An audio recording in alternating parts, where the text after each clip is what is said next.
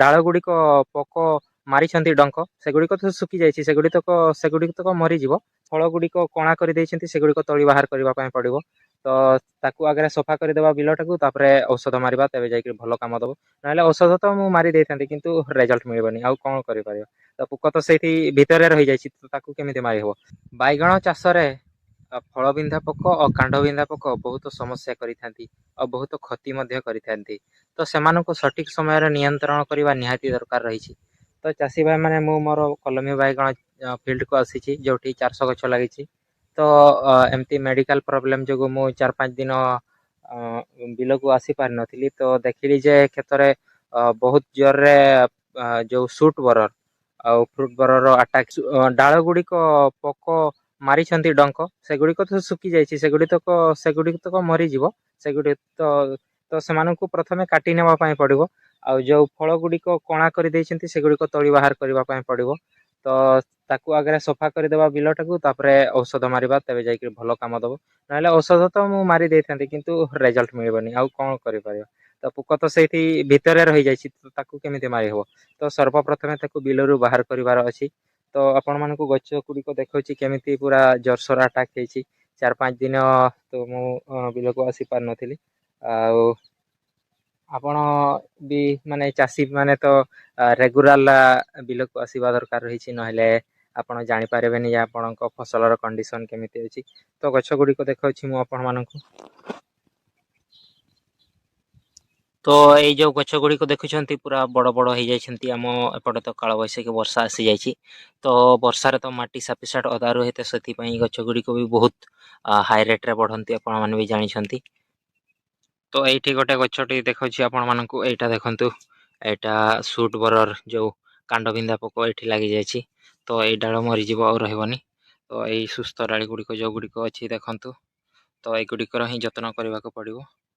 ଆଉ ଗୋଟେ ଏଇଠି ରହିଯାଇଛି। ତ ଔଷଧ ମୁଁ ସେଥିପାଇଁ ଆଜି ମାରିଲି ନାହିଁ ଯେ ଏଗୁଡ଼ିକ ପ୍ରଥମେ ସଫା କରିବାକୁ ହବ, ନହେଲେ ଔଷଧ କୌଣସି କାମ କରିବ ନାହିଁ। କାରଣ ପୋକ ଗୁଡ଼ିକ ଭିତରେ ପଶି ଯାଇଛନ୍ତି ମାନେ ସେମାନେ ଏତେ ସହଜରେ ମରିବେ ନାହିଁ। ତ ସହଜ ଉପାୟ ହେଉଛି ସେମାନଙ୍କୁ କେମିତି କାଟିକରି ଯୋଉ ଫଳ ଗୁଡ଼ିକ ବିନ୍ଧିଛନ୍ତି ଆଉ ଯୋଉ ଡାଳ ଗୁଡ଼ିକ କାଟିଛନ୍ତି, ତ ସେମାନଙ୍କୁ ଫିଙ୍ଗିବା ପାଇଁ ପଡ଼ିବ ବିଲ ବାହାରକୁ। ଏଇଠି ବି ଗୋଟେ ଗଛ ତ ଦେଖନ୍ତୁ କେମିତି ମାରିଛନ୍ତି ଡଙ୍କ। ଆଉ ଫ୍ରୁଟ ବରର ଏଇଟା ତ କାମ ଆପଣ ମାନେ ଜାଣିଛନ୍ତି। ତ ଖରା ସିଜିନ ପରେ ଯେମିତି ଯେମିତି ବର୍ଷା ଆସିବ, ତ ବର୍ଷାରେ ଗ୍ରୋଥ ଟା ବହୁତ ହେଭି ହବ, ମାନେ ଗଛ ଗୁଡ଼ିକ ବହୁତ ବଡ ବଡ ହବ, ଆପଣ ମାନେ ବି ଜାଣନ୍ତି। ତ ଏମିତି ଗଛ ଗୁଡ଼ିକର କଣ୍ଡିସନ। ଆଉ ଇମ୍ପୋର୍ଟାଣ୍ଟ କଥା ହେଉଛି ଫ୍ରୁଟ ବରର ଆଉ ସୁଟ ବରର କଣ୍ଟ୍ରୋଲ କରିବା ପାଇଁ ଆପଣମାନେ ଟ୍ରେପ୍ ଗୁଡ଼ିକ ବ୍ୟବହାର କରନ୍ତୁ। ଯୋଉ ଫରେମଣ୍ଟର ଟ୍ରେପ୍ ଆସୁଛି, ସେଗୁଡ଼ିକ ବ୍ୟବହାର କରନ୍ତୁ। ସେମାନେ ବହୁତ ବଢ଼ିଆ ରେଜଲ୍ଟ ଦିଅନ୍ତି। ମାନେ ପୋକ ଗୁଡ଼ିକ ଯୋଉ ମେଲ ପୋକ ଗୁଡ଼ିକ ଥାନ୍ତି, ସେମାନେ ସବୁ ଟ୍ରେପରେ ଟ୍ରାପ୍ ହେଇଯାନ୍ତି, କାରଣ ସେଥିରୁ ଫିମେଲର ତାର ସ୍ମେଲଟା ଆସିଥାଏ।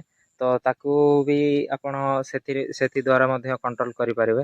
ତ ଯୋଉ ଗଛର ମୂଳ ଭାଗରେ ଯୋଉ ତାର ଚେର ଏରିଆରେ ଆପଣ ମାନେ ନିମ୍ବ ପିଡିଆ କିମ୍ବା ଯୋଉ କାର୍ବୋଫିରାନ ଆସୁଛି, ଫେଟ୍ରା, ଯେମିତି କି GR ସାର ଗୁଡ଼ିକ ଯୋଉ ଦାନାଦାର ବିଷ ସାର ଆସୁଛି, ତ ସେଗୁଡ଼ିକ ଗଛର ଚେର ଏରିଆରେ ଦିଅନ୍ତୁ, ନହେଲେ ନିମ୍ବ ପିଡିଆ ଦିଅନ୍ତୁ। ଯାହା ଫଳରେ ଗଛଟି ଟିକେ ପିତାଳିଆ ହବ, ତ ପୋକମାନେ ତାକୁ ଏତେ ଖାଇବେ ନାହିଁ। ଆପଣ ଯଦି ସେଇଟା ଦଉଛନ୍ତି ନିମ୍ବ ପିଡିଆ ଗଛର ମୂଳରେ, ତାହେଲେ ସେ ଫ୍ରୁଟ ବରର ଆଉ ସୁଟ ବରଙ୍କୁ କଣ୍ଟ୍ରୋଲ କରିବା ସହିତ ଆଉ ଯୋଉ ରସ ଚୁଷ କୀଟ ସେମାନଙ୍କୁ ମଧ୍ୟ ଟିକେ ଅଧେ କଣ୍ଟ୍ରୋଲ କରିଥାଏ। ତ ସେଇଟାକୁ ନିହାତି ଭାବରେ ଦିଅନ୍ତୁ। ଆଉ ସେଇଟା ମାନେ ଅର୍ଗାନିକ କାର୍ବନ ହିସାବରେ ବି ବ୍ୟବହାର ହୁଏ, ମାନେ ବହୁତ ଫାଇଦା ଦେଇଥାଏ। ତ ଆପଣ ମାନେ ବି ସେଗୁଡ଼ିକ ବ୍ୟବହାର କରନ୍ତୁ। ଯୋଉ ଡାଳ ଗୁଡ଼ିକ ଫଳ ମାଛି କାଟି ଦେଇଛନ୍ତି, ସେଗୁଡ଼ିକୁ କାଟିକରି ଫିଙ୍ଗି ଦିଅନ୍ତୁ। ଆଉ ଯୋଉ ଫଳ ଗୁଡ଼ିକ କଣା କରିଦେଇଛନ୍ତି, ସେଗୁଡ଼ିକୁ ସର୍ବପ୍ରଥମେ ସଫା କରନ୍ତୁ। ଆଉ 3 ନମ୍ବର ଜିନିଷଟି ହେଉଛି ଟ୍ରେପ୍ ଲଗାନ୍ତୁ। ଯୋଉ ଫରେମନ୍ ଟ୍ରେପ୍ ଆସୁଛି ସେଇଟା ଲଗାନ୍ତୁ। ଆଉ ନିମ୍ବ ପିଡିଆ ଯୋଉ ତଳେ ଦିଅନ୍ତୁ ଚେର ଅଂଶରେ, କିମ୍ବା କାର୍ବୋଫିରନ୍ ଆଉ ଫେଟ୍ରା GR ଆସୁଛି, ସେଗୁଡ଼ିକ ଦିଅନ୍ତୁ। ଯାହାଫଳରେ ଗଛଟି ପିତାଳିଆ ହବ ଆଉ ପୋକମାନେ ତାକୁ ଖାଇବା ପାଇଁ ଏତେ ଚାହିଁବେ ନାହିଁ। ତ ୟାକୁ କରିଲା ପରେ ଆପଣ ମାନେ ସ୍ପ୍ରେ ଦେବେ। ମାନେ ସ୍ପ୍ରେରେ ଆପଣ ଯୋଉ ଯେମିତିକି ଔଷଧ ବ୍ୟବହାର କରନ୍ତି ସେ ଅନୁସାରେ ଦେବେ।